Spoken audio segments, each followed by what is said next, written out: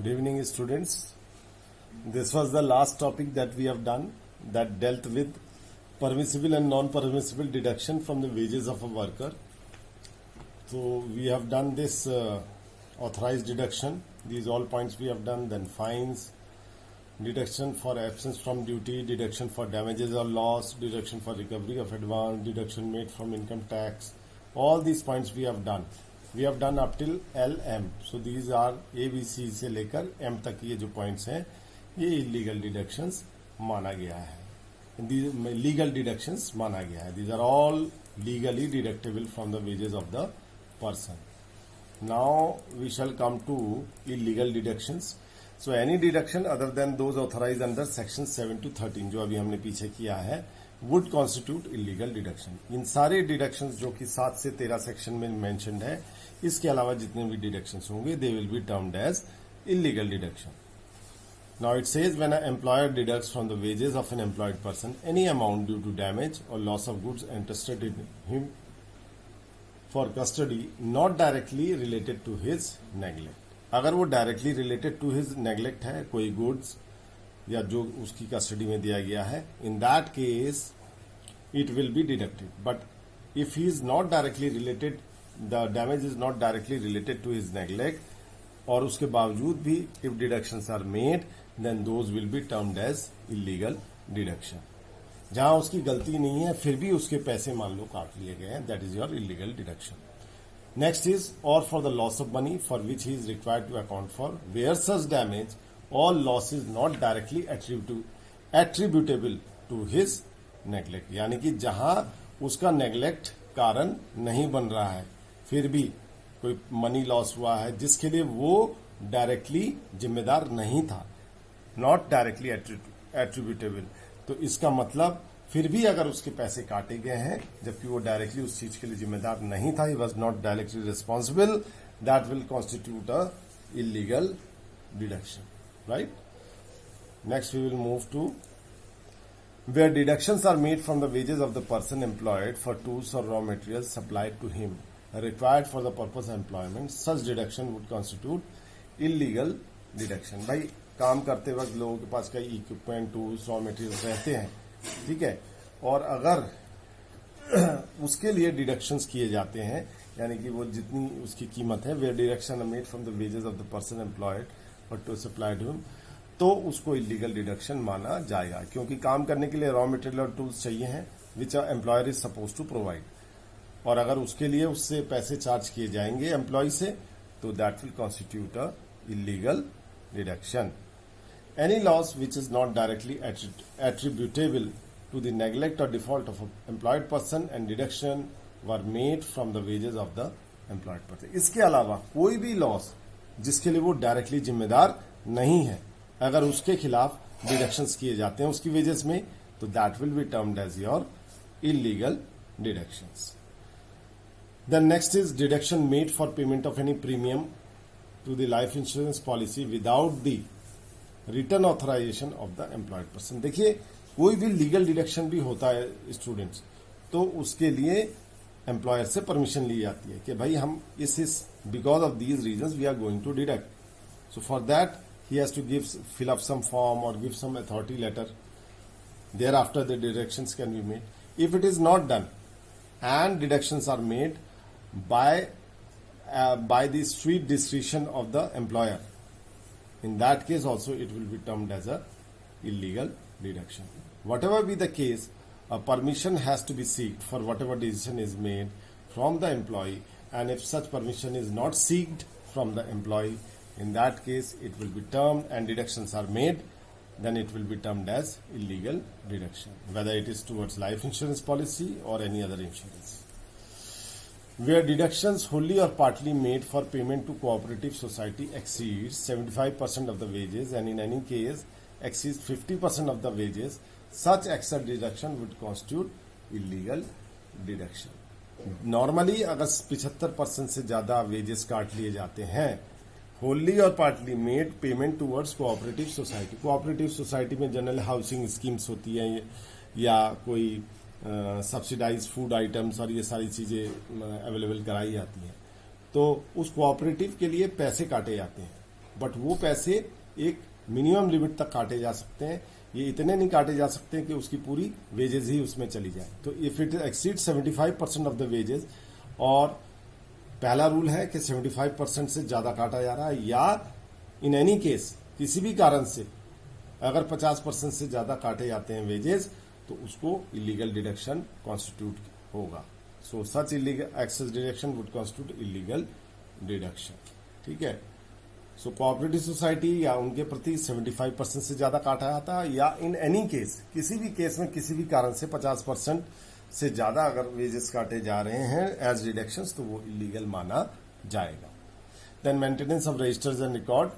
So it says every employer shall maintain such register and records giving particulars of person employed by them, work performed by them, wages paid to them, deduction made from wages, the receipt given by them, and other particular prescribed under the acts. Now this is a maintenance of register and records for whatever and however numbers of workers are employed.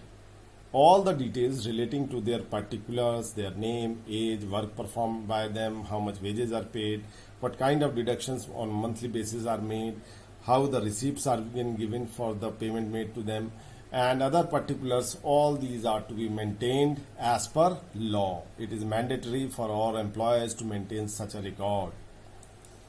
Then authorities under the act. So the factories inspector of the factories, who is appointed under Factories Act, जो हम आगे जाके करेंगे, Factories Act 1948, is an inspector for the purpose of this act. यानी कि जो Factories Act में जो inspector who has been appointed is also the inspector applicable in case of Payment of Wages Act also. वही factory inspector भी, he will ensure that Payment of Wages Act is applied in due and proper form. So inspector for the purpose of this act is the person who is nominated as inspector of factories under the Factories Act. वही इस act की भी देखभाल, और he will ensure compliance on part of the employer for with respect to Payment of Wages Act also. So under section 14 subsection 14, the inspector's power are given. Number 8, make such examination and inquiry as he thinks fit in order to ensure observation of the provisions of the act. Now these are the powers of an inspector. What he is supposed. You see, factories inspector has got very wide powers, and many labor laws are compliances are ensured through him for the employers. So he is a person who in his area can inspect any factory, any premises of any business. He can ask for any kind of record. These are his powers. ठीक है. And with respect to Payment of Wages Act, वो इस बात की देख रेख करेगा. He will ensure that people are paid their wages on time and there are no irregularities being conducted by the employer with regards to payment of wages.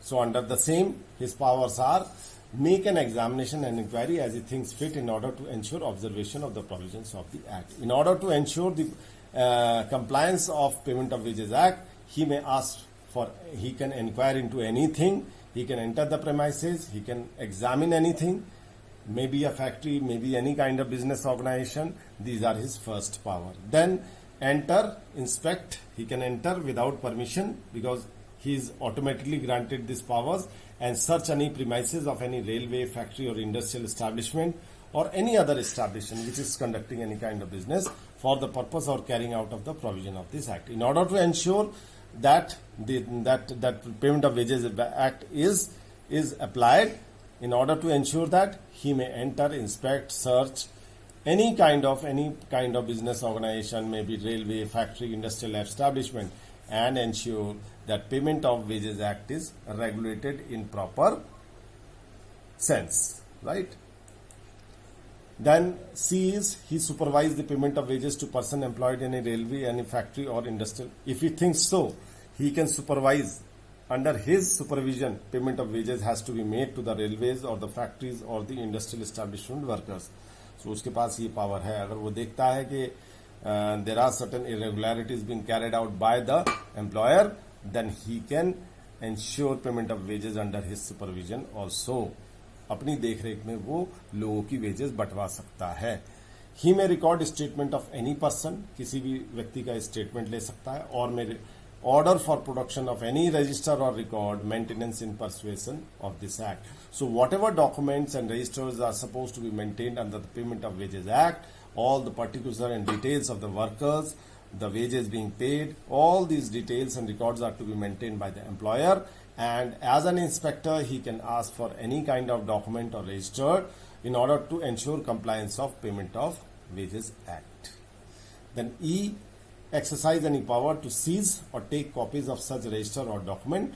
So in order to have a documentary evidence, he has a power to seize, यानी कि वो seize कर सकता है, जब्त कर सकता है कोई भी document from any business organization और इंडस्ट्रियल एस्टैब्लिशमेंट, या उसकी फोटोकॉपीज ले सकता है, which may be considered relevant in respect of an offence under the act. For example, the inspector is of doubt that the employer is not paying there are irregularities in payment of wages to the workers, so he can ask for any document. He might take photocopies of any document being maintained by the employer with respect to the offence. Offence यहाँ पे क्या है कि irregularities of Payment of Wages Act is being done by the employer. So चीजों को proof करने के लिए वो कोई भी डॉक्यूमेंट सीज कर सकता है, फोटोकॉपीज ले सकता है, if he wants to prove that any offence under Payment of Wages Act is being conducted or any irregularity is being conducted by the employer.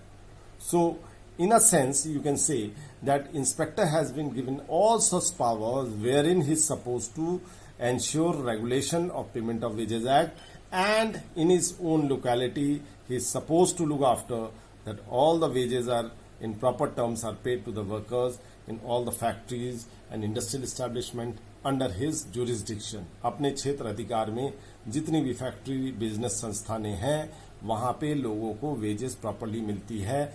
This is one of his prime duty, and in order, if he is having any doubt that any kind of irregularity or offence is being created, then he can take any documentary evidence with him in order to prove the offence of the employer. Right? So I think it is clear.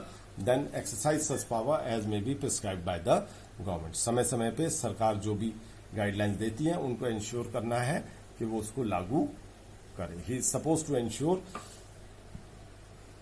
an exercise of those powers which may be beside these powers which may be granted by the government. So we end with this lecture today. Further we will continue in next lecture.